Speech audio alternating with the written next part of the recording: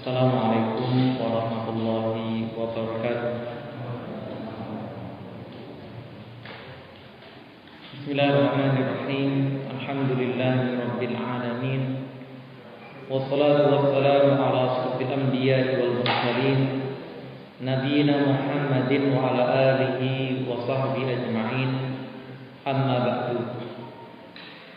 Ahwati fiddin rahimani wa rahimakumullah, saudara kaum muslimin yang semoga Allah selalu merahmati kita semua.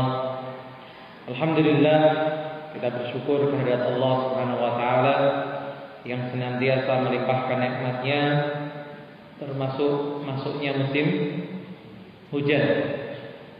Semoga ini tidak menghalangi kita untuk tetap menghadiri majelis ilmu, dan bahkan semoga ini menambah pahala kita ketika hadir.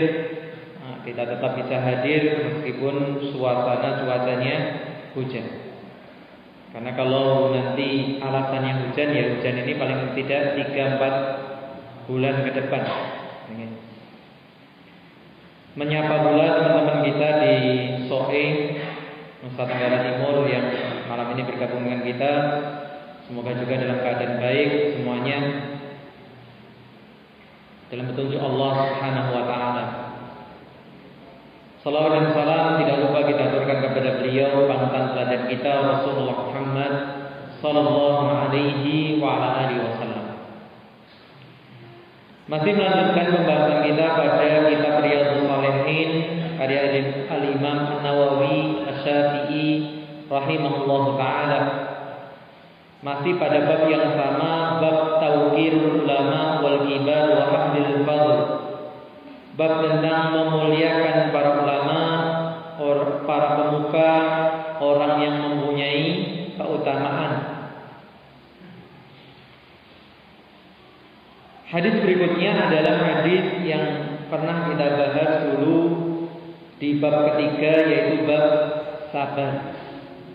Jadi juga cukup lama hadis ini, tentang kisahnya seorang yang berbuat kurang ajar terhadap Amirul Mukminin Umar bin Khattab.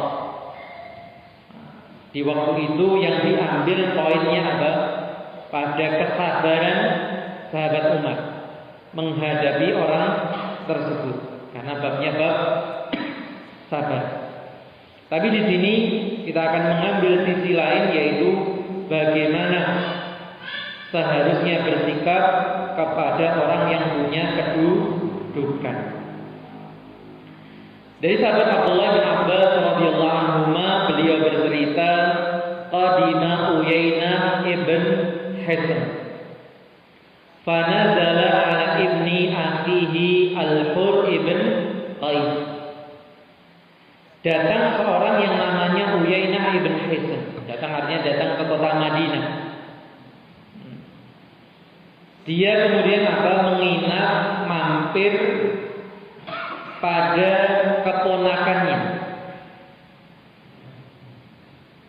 Jadi kalau dilihat dari zahir ceritanya, Uyainah ibn Hisn ini lebih tua daripada siapa? Hur ibn Qais. Karena dia paman, ini Hur itu ponakan. Ya, walaupun kadang ada paman yang seumuran ponakan, bahkan lebih muda dari ponakan secara silah. Wa kana minan nafaril ladzina yudnihim Umar radhiyallahu anhu.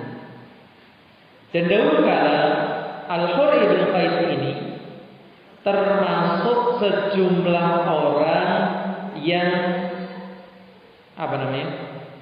didekatkan, artinya penasihatnya Umar radhiyallahu anhu. Kalau sekarang istilahnya apa? One team press, gitu ya. Ya, semoga orang yang terpilih di sana itu orang yang benar. Namanya yang memberikan pertimbangan, yang memberikan bisikan, dan itu yang kita dengar dari imam-imam Masjidil Haram, Makkah maupun Madinah, agar namanya pemimpin itu mendapatkan teman yang baik. Wa kana al-qurra'u ashaba majlisi Umar wa musyawaratihi. Dan dulu sekali siapa yang jadi one team press itu?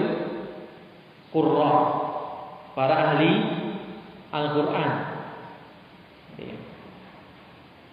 Kalau sekarang mungkin nggak lulus malah ya. Ashab majlis Umar, mereka lah orang-orang yang duduk bersama Umar. Wa musyawaratihi, duduk bukan hanya duduk saja, bukan hanya jadi hiasan, tapi diajak musyawarah. Kuhulan kanu au syubbana. Dan yang dilihat apa? Ilmunya.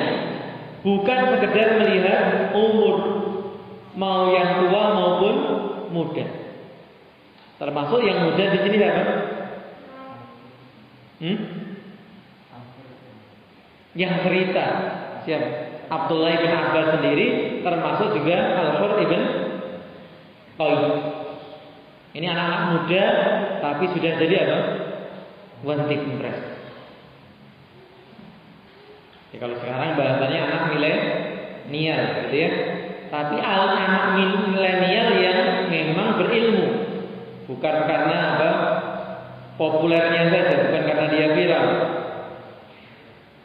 Faqala Uyainah ibni akhihi. Kemudian tamunya siapa tadi? Uyainah mengatakan kepada keponakannya, "Ya akhi, laka wajhun inda hadzal amir." Wahai ponakanku, wahai anaknya saudaraku, kamu itu kan memiliki apa? Wajah, kedudukan di sisi si amir ini.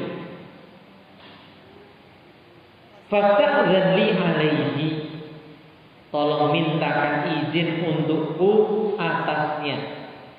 Uyainah melalui siapa? Hur minta izin bisa bertemu dengan Amirul Mukminin Umar. Dan ini contoh dari apa? Syafaat.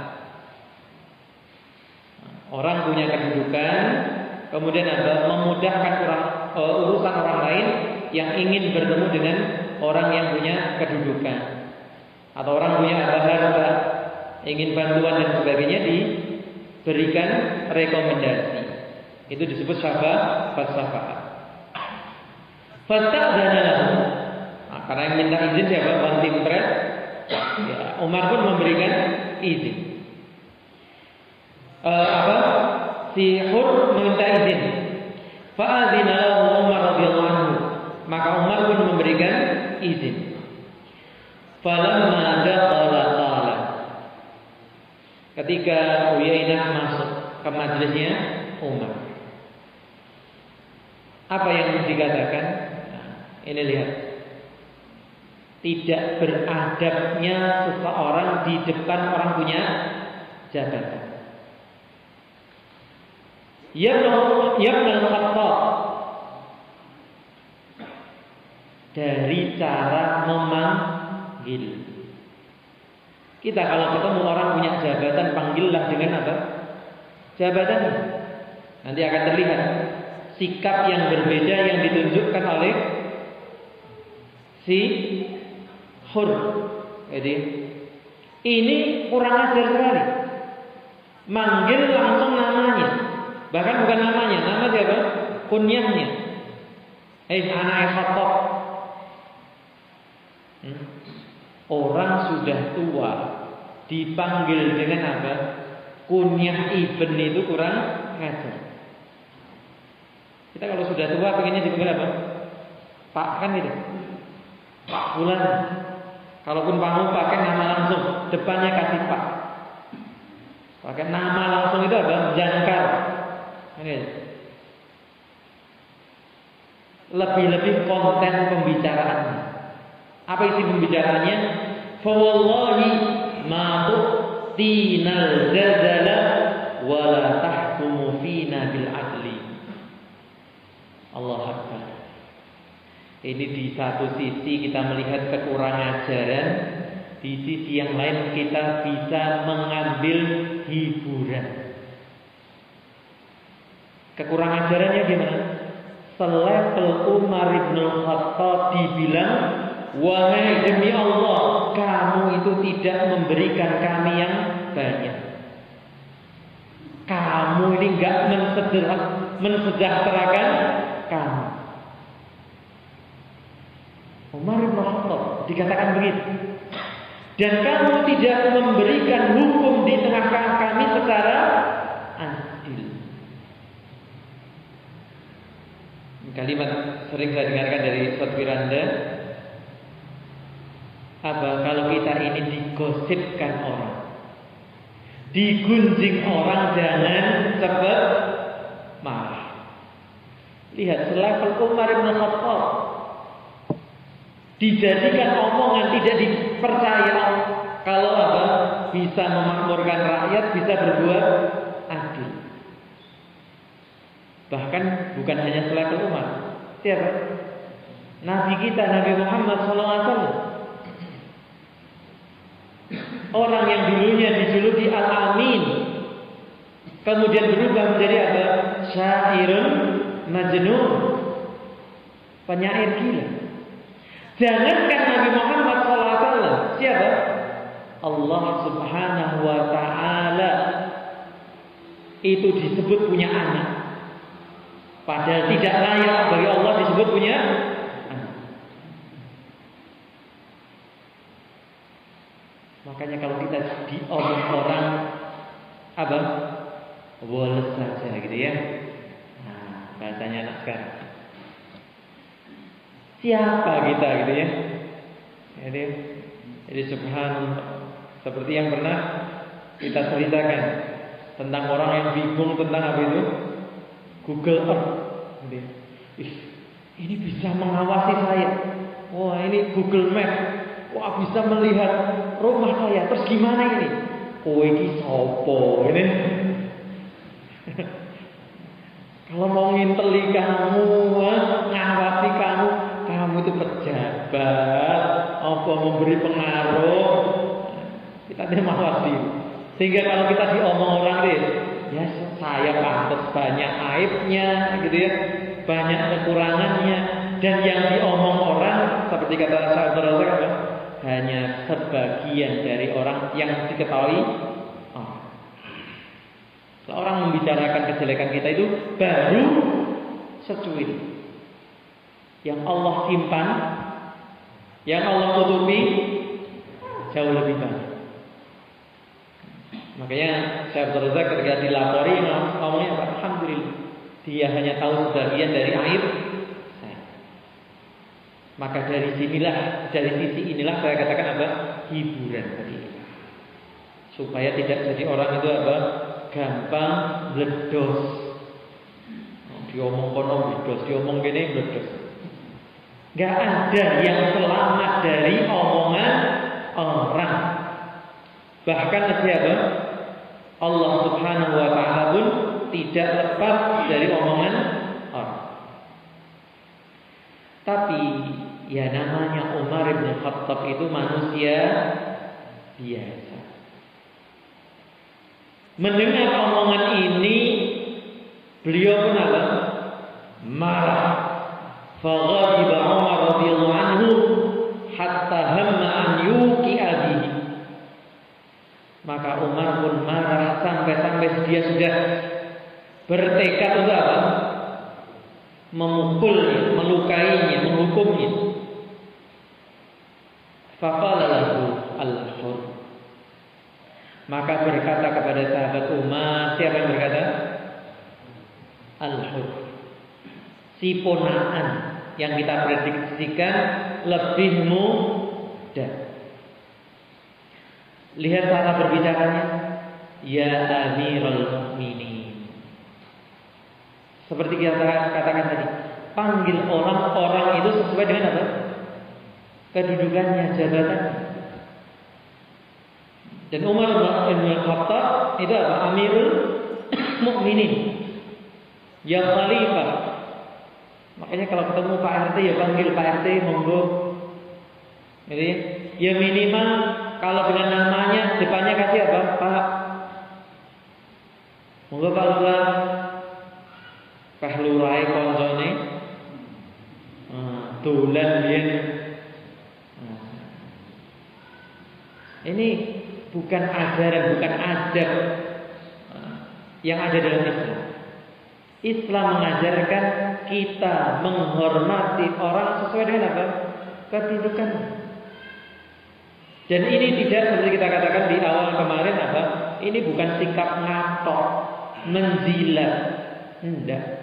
Cari muka, enggak. Demikianlah Islam mengajarkan kita. Maka lihat Hur memanggil Umar dengan apa? Ya Amirul Mukminin. Kemudian langsung yang disebutkan apa? Firman Allah, Innallaha ta'ala qala li nabiyyihi.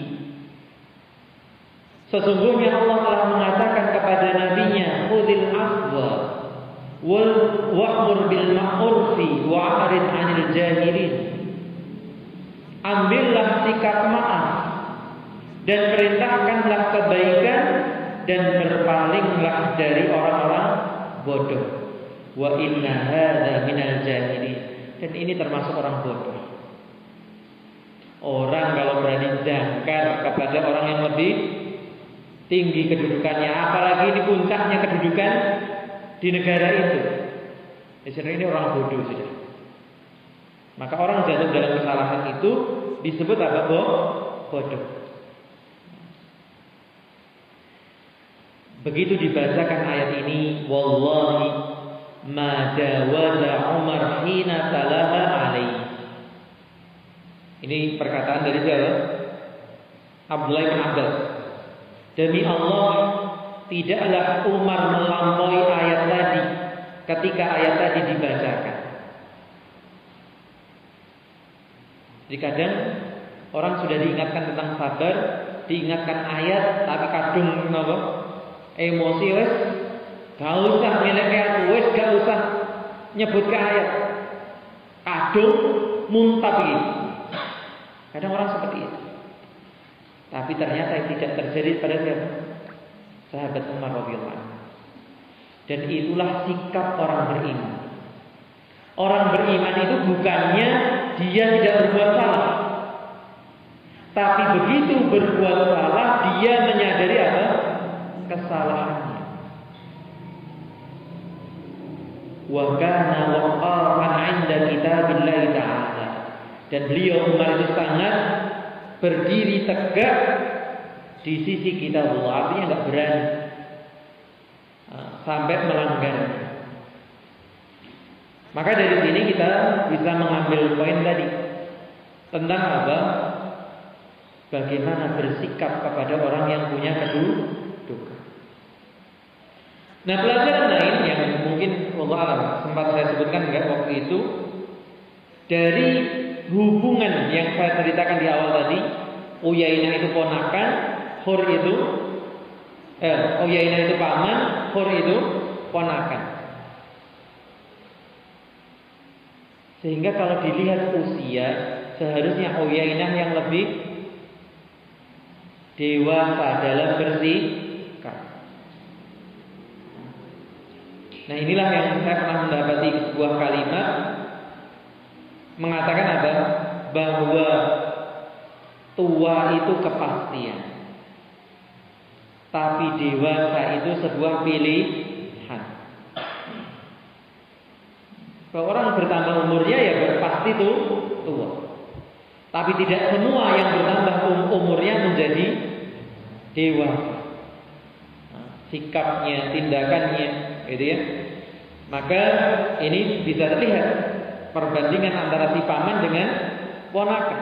Ternyata yang lebih muda malah lebih dewasa daripada si paman. Hadis berikutnya dari Abu Sa'id Samurah ibn Jundub radhiyallahu anhu, beliau mengatakan, laqad kuntu ala ahdi Rasulillah sallallahu alaihi wasallam ghulaman. Sungguh aku dulu di masa Rasulullah SAW itu masih kecil. Fakuntu ahfadhu anhu. Meskipun masih kecil, gitu ya, aku menghafal dari beliau. Dan ini yang seharusnya kita manfaatkan. Usia anak kita yang disebut usia emas, yang mereka mudah sekali menangkap sesuatu, dimaksimalkan untuk apa? Menghafal. Sehingga kalau kita tidak bisa secara langsung, ya pilihlah sekolah-sekolah itu yang apa? Yang mengajarkan hafalan. Sehingga kalau kita tidak bisa mendidiknya langsung, ya melalui perantara orang lain. Bahkan ya semaksimal mungkin, meskipun biayanya ya sebenarnya nggak ada kata mahal sih dalam pendidikan. Nah, kita sempat di ujung gitu ya. Kadang SDIT berapa bayar Mas Jan? Untuk yang sebelah sekolah 500. Wah, itu mahal sekali. Saya dulu mengelola gitu ya, 150 itu sudah dianggap mahal. Mahal enggak? 150 itu Mas Denny? Mahal ya. Padahal Mas Denny tak omongin ya. Gen kewapok. Padahal 150.000 itu dibagi berapa hari? Oh, mosok sekolah masuk 30 hari. Mondok ya. Sekolah SD bagi 25 lah atau 26. Gen hitungannya pas ya 25. Kalau konco dewi. Berarti sehari berapa? 6.000, naik odong-odong 2 kali. 6.000 tiap hari. Jaluk anake pinter, soleh. Coba, gimana Mas Den? Iya gak? Anda masukkan sekolah biar anaknya pinter, soleh gitu ya. 6.000. Subhanallah. Ini curcol gitu ya. Ben ancang-ancang, soalnya tahun depan kita mau buka SD. Generasi yang mahal gitu ya. Coba renung. Kadang membelikan pulsa saja lebih dari 6.000 untuk lihat YouTube. Kadang naik odong-odong tadi lebih mahal dari 6.000. Sekarang 6.000 dalam sehari minta anaknya pinter, soleh, ibadah bener dan sebagainya. Ini yang perlu menjadi renungan kita semua. Ya mari berusaha semaksimal mungkin ya. Kalau kemudian itu dianggap mahal ya dikompromikan. Tapi apa intinya adalah bagaimana kita mendidik anak-anak kita. Bisa kita lihat Rasulullah SAW ketika ngajari yang apa? Makan pakai tangan kiri itu diacak-acak. Nah, itu juga masih kecil. Abdullah bin Abbas sendiri, ya ghulam inni u'allimuka kalimatin ihfazillah ya fatka. Anak-anak ini ya diajari hafal Al-Quran, hafal hadis, matan-matan gitu ya. Dan si Samurah dulu waktu kecil juga menghafal dari Rasulullah. Kemudian dia bercerita, "Fama yamna'uni minal qawli illa anna hauna rijalan hum asannu minni." Maka tidaklah menghalangiku dari berbicara. Jadi Samurah ini ikut hadir di majelis ilmu. Dan ini yang sempat saya juga beberapa kali singgung. Tidak apa-apa, anak-anak kita itu kita ajak ke majelis ilmu. Biasakan agar mereka apa? Cinta terhadap majelis ilmu. Dan itu yang pernah saya ceritakan, ya yang saya rasakan waktu kecil. setiap hari Ahad diajak di pengajian. Meskipun belum nyambung. Dari situ kok kemudian tumbuh rasa cinta terhadap ilmu, sehingga waktu lulus dari TK itu minta mondok. TK itu saya sudah pengen mondok, lulus SD pengen mondok, lulus SMP pengen mondok, sampai lulus SMA itu pun dengan sedikit kehebohan, itu baru diizinkan mondok. Karena pengennya orang tua saya tetap kuliah. Yang saya rasakan apa? Itu jasa Bapak rahimahullah, biasa gandeng tiap Ahad untuk hadir di majelis ilmu. Walaupun anak sekarang kondisinya lain. Dulu ingat saya digandeng, dilungguhke, noleh sejelak, teot, gitu ya. Tapi rahimahullah, itu jasa luar biasa. Menjadikan ya cinta terhadap majelis ilmu. Maka tidak masalah kalau memang secara prokes juga, ini kaitannya kita sekarang soal prokes. Dan kalau nanti sudah prokesnya lebih longgar, nah itu mari kita biasakan anak-anak itu hadir di majelis ilmu. Nah, Samurah menceritakan dia sudah hafal beberapa hadis dari Rasulullah, tapi tidak mau kalau ada pertanyaan, nggak mau menyampaikan. Kenapa? Annahuna rijalun akbaru hum asannu minni. Ada para lelaki, ada orang-orang yang lebih tua dari. Seperti kisahnya siapa ini?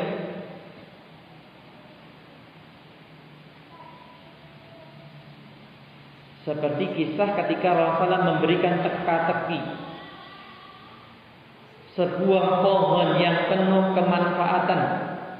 Pohon apa itu? Pohon? Ayo.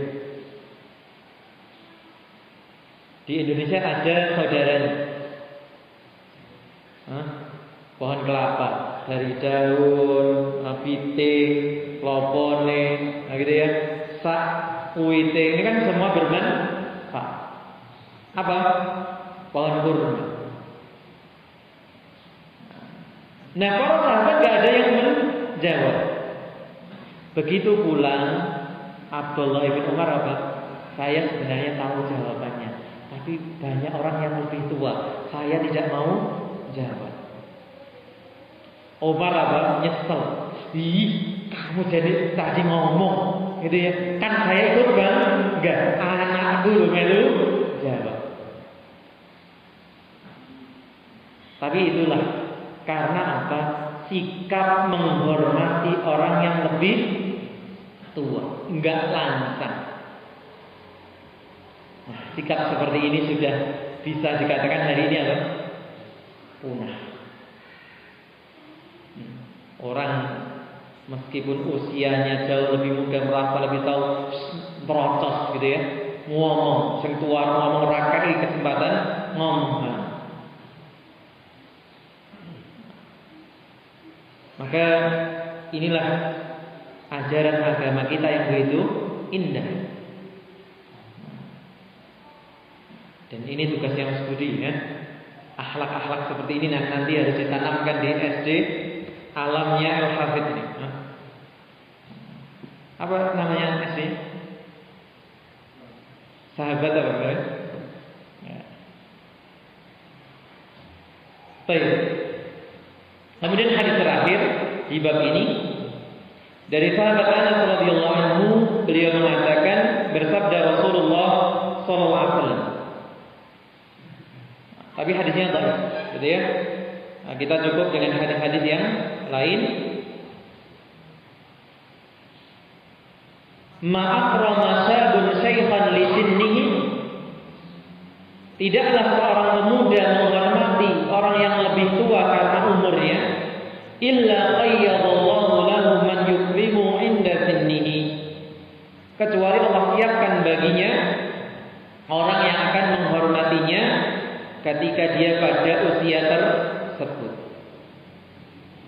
Kalau anak-anak muda ini misalnya terhadap yang sudah 40 tahun, 50 tahun, 60 tahun itu menghormati, ya besok kalau kamu di usia itu akan Allah siapkan orang yang menghormati. Tapi ada kaidah yang jelas mengatakan apa? Al-jaza min jinsil amal. Balasan itu sesuai dengan amalnya. Dan banyak hadis yang menunjukkan makna tersebut.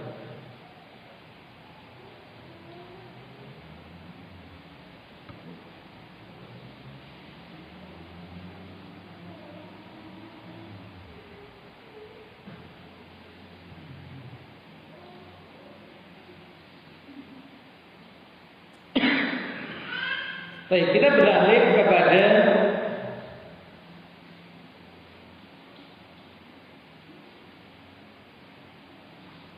bab berikutnya, bab keberapa?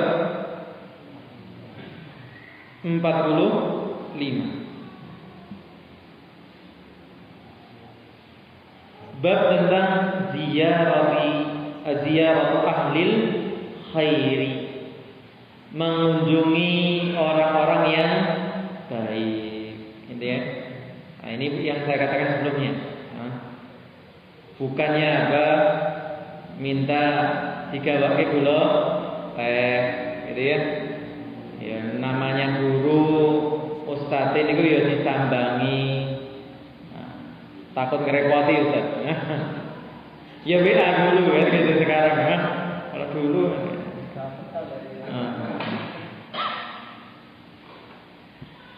wa mujalasatuhum, dan duduk bersama mereka orang-orang yang baik, gitu ya. Kalau kita punya kenalan-kenalan baik, gitu ya, bukan sekedar nongkrong, bukan sekedar ngopi, ya cari teman yang baik. Wa sohbatuhum, dan berteman dengan mereka. Wa mahabbatuhum, dan mencintai mereka. Wa talabu ziyaratihim, dan minta agar mereka mengunjungi kita. Anu nggih, dolan kene kula nggih, didolani gubuke kula. Gitu ya. Wa du'a minhum. Nah, kalau nanti rumahnya didatangi orang-orang baik apa? Minta doa, boleh. Kan tawasul yang dibolehkan apa? Minta doa orang soleh yang masih hidup.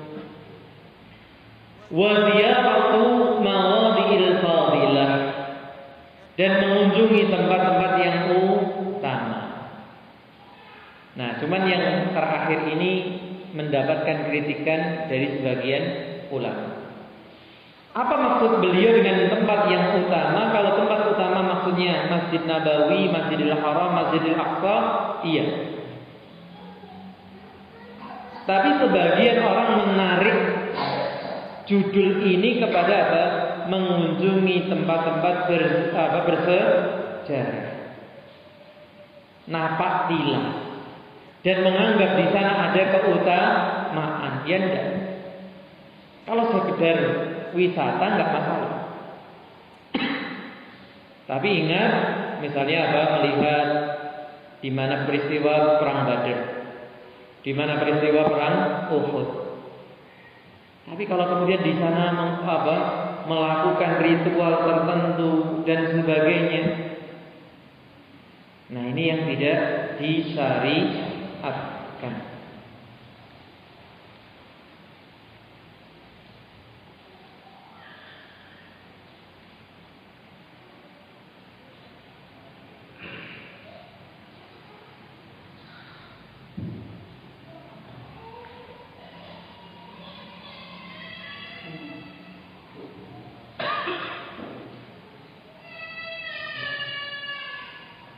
Licin ya.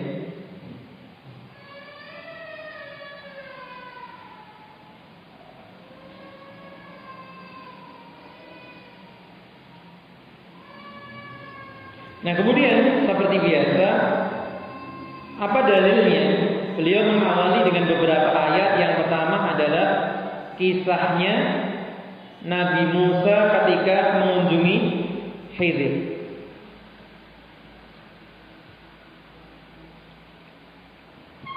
Insyaallah kisahnya apa ya? Kisahnya apa? Ayatnya nggak apa-apa, nggak apa. Tapi yang penting kisahnya apa?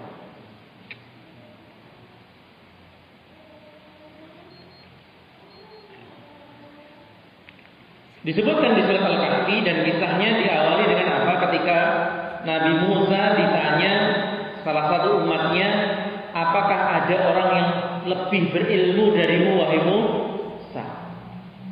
Kemudian Nabi Musa berpikir bahwa kelihatannya tidak ada. Dia mengatakan tidak ada. Sampai kemudian apa? Allah sebutkan tentang hambanya yang diberi ilmu langsung dari Allah. Nah, dikisahkan perjalanannya. Wa idh qala Musa li fatahu la abrahu hatta ablugha majma'al bahraini aw amdiya huquba. Dan ingatlah ketika Musa berkata kepada pelayannya, gitu ya. La abrahu, aku tidak akan berhenti. Maksudnya waktu itu tentu apa? Berjalan kaki hatta ablugha majma'al bahraini, sampai aku mendapati pertemuan dua buah laut.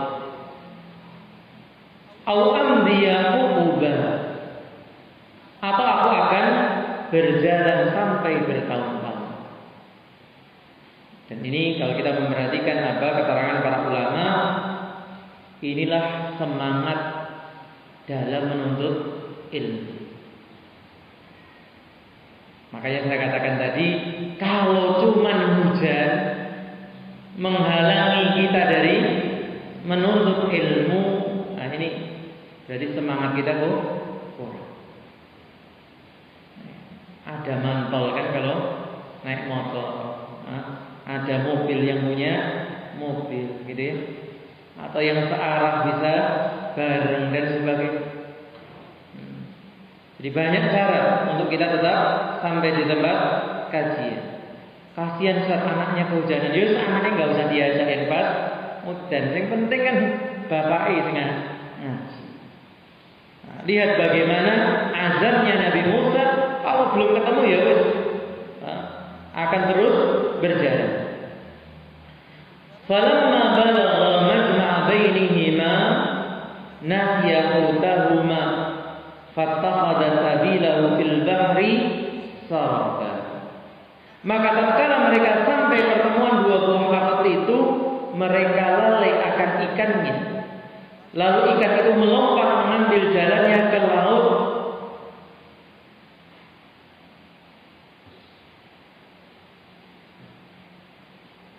Saya ingat, saya baca cerita ini dulu waktu masih kecil, dalam bentuk komik, gitu ya. Nah, itu potongan ikan itu keluar dari kantong, itu masuk ke laut jadi ikan, gitu ya. Karena kan bekalnya mestinya ikan yang dikeringkan, diilustrasikan yang menggambar seperti itu. Jadi kalau baca cerita ini mesti langsung memorinya ke waktu itu. Falamma jawaza qala li fatahu atina ghada'ana laqad laqina min safarina hadza nasaba. Maka tatkala mereka berjalan lebih jauh, berkatalah Musa kepada pelayannya tadi, bawalah kemari makan siang kita. Ghada, makan siang. Sesungguhnya kita telah merasa letih karena perjalanan ini. Qala araita id awayna ila sahrati fa inni nasitul huta wa ma ansanihu illa syaitanu an adhkura wattakhadha sabilahu fil bahri ajab. Berita dari Allah bahwa hamba siapa? Khidir itu berada di pertemuan dua laut. Tapi tadi ketika sudah sampai di pertemuan dua laut, Nabi Musa belum sadar kalau itu pertemuan dua laut. Pertemuan dua laut itu ditandai kalau bekal ikannya loncat. Maka ketika beliau menanyakan makanan, si pelayan yang mengatakan, tahukah tatkala kita mencari tempat berlindung di batu tadi, maka sesungguhnya aku lupa menceritakan tentang ikan itu. Jadi sebenarnya pelayannya tahu ikannya loncat, bekalnya loncat, tapi lupa untuk cerita. Dan tidaklah yang melupakan aku untuk menceritakannya kecuali siapa? Setan. Dan ikan itu mengambil jalannya ke laut dengan cara yang aneh sekali. Qala dzalika ma kunna nabghi fartadda ala atharihima qasasa. Musa berkata, itulah tempat yang kita cari. Lalu keduanya kembali mengikuti jejak mereka semula. Fawajada 'abdan min ibadina atainahu rahmatan min indina wa 'allamnahu min ladunna ilma. Lalu mereka bertemu dengan seorang hamba di antara hamba-hamba kami yang telah kami berikan kepadanya rahmat dari sisi kami dan telah kami ajarkan kepadanya ilmu dari sisi kami. Nah, ini asal muala penyebutan ilmu laduni, bahwa Nabi Khidir itu langsung diajari oleh Allah. Maka dianggap ada wali-wali yang langsung diajari oleh Allah. Nah, intinya apa? Bahwa Nabi Musa, kemudian yang kisah selanjutnya, qala lahu Musa hal attabi'uka 'ala an tu'allimani mimma 'allimta rusyda. Ini sudah bagian kisah selanjutnya sebenarnya. Berkata kepada Khidir, Nabi Musa, apakah aku boleh mengikutimu agar engkau mengajarkan kepadaku apa-apa yang telah diajarkan kepadamu dari petunjuk. Jadi subhanallah, selevel seorang nabi saja masih disuruh belajar. Selevel seorang nabi saja disuruh mendatangi orang yang baik. Nah, apalagi kita, gitu ya. Ini motivasi untuk kita untuk belajar.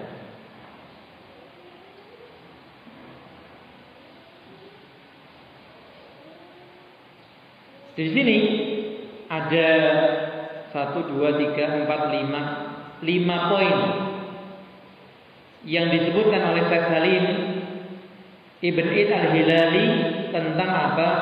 Kisah Nabi Musa tadi. Ada 5 pelajaran. Apa yang pertama? Ar-rihlatu fi talabil ilmi. Melakukan perjalanan dalam menuntut ilmu. Jadi tradisinya para ulama itu enggak mencukupkan ilmu di negerinya sendiri. Ya, tapi itulah alasan kita ini belum layak disebut penuntut ilmu. Dulu Magetan Madiun, Madiun Magetan, Magetan Ponorogo, Ponorogo Magetan, Ponorogo Madiun, itu nuntut ilmu itu biasa. Sekarang podo-podo Magetan roto minggir sithik wis aduh. Nggih napa nggih? Padahal dulu motore Masya Allah BMW bebek merah Wagyu gitu ya. Motor butut itu direwangi aja. Nyepeda direwangi aja. Sekarang Masya Allah, Allah berikan nikmat keluasan rezeki. Sepeda motor di rumah itu mungkin ada 2, 3 sebagiannya, ditambah sebagiannya dengan mobil. Tapi merasa nuntut ilmu itu aduh. Nah ini, apalagi suruh keluar negeri, gitu ya. Yang diceritakan Ustaz siapa itu? Ahyar itu, Ada seorang alim yang menuntut ilmu di Hijaz. Dia hitung jalan kaki itu sampai 1000 farsah. Satu farsah berapa? Sekitar 5 kilo. 5 kali 1000, 5.000 jalan kaki. Hanya begitu enggak. Setelah 1000 farsah enggak pernah dihitung lagi. Gimana semangat kita dalam menuntut ilmu? Yang kedua, al-ilmu fit ta'allumi wastizdati minhu amaratu khairin.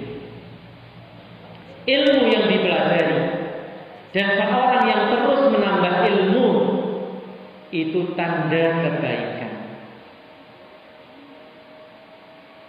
Hadisnya sangat kita kenal. Rasulullah mengatakan apa? Innamal ilmu bit ta'allum. Sesungguhnya ilmu didapatkan dengan belajar. Orang kalau urusan dunia, urusan kerja, statusnya, profilnya, belajar. Tapi kalau urusan agama, nrimo, deh, kita iso, gitu ya. Nah, gimana? Kalau urusan dunia seakan apa? Semua bisa dipelajari. Tapi begitu berhadapan dengan bahasa Arab, lempar anduk. Berhadapan dengan menghafal Al-Quran, menghafal hadis, lempar anduk. Kemana semangatnya? Belajar. Nah ini berarti apa? Perlu dikorek. Jangan-jangan motifnya belajar kalau ada keuntungan. Nah, seperti kalau nggak salah Ustaz Julian Purnama ya pernah mengkritik kalau kajian muamalah yang hadir, masya Allah. Kalau kajian akidah, masya Allah juga, gitu ya, sedikitnya. Nah ini juga berarti kita perlu mawas diri.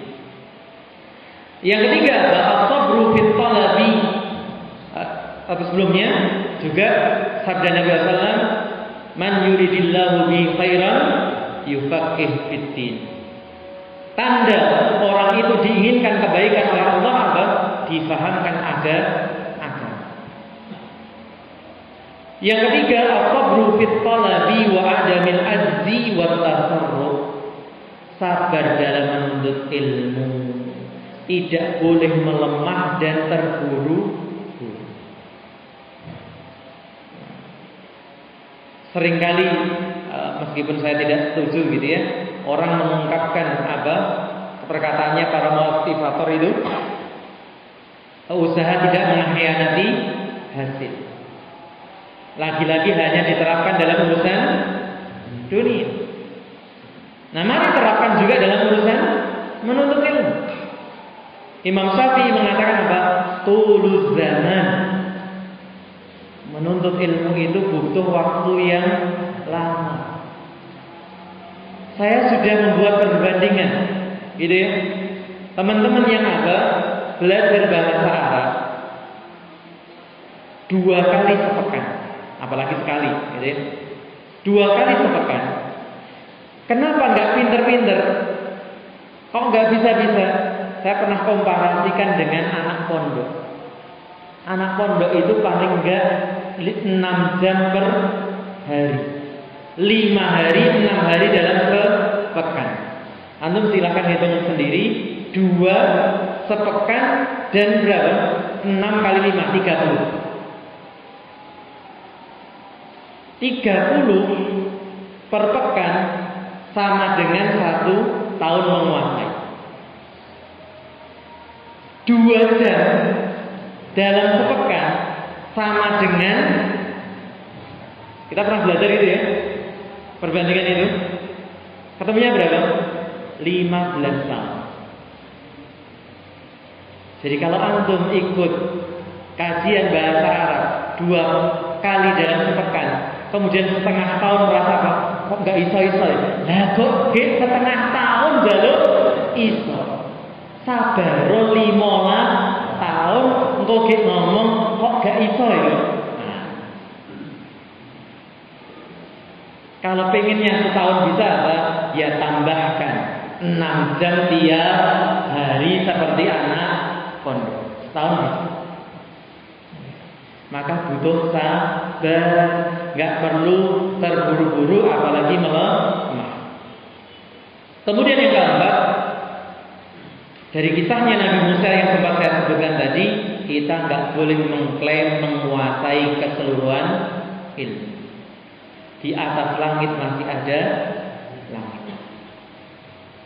Kemudian yang terakhir, tahari syuyukh al-alamin al-amilin li ahdil ilmi anhu. Kita harus memilih dan memilah guru ilmu dan amal. Ini yang bisa kita baca, itu ya. Masih ada satu ayat yang nanti akan disebutkan dan beberapa hadis.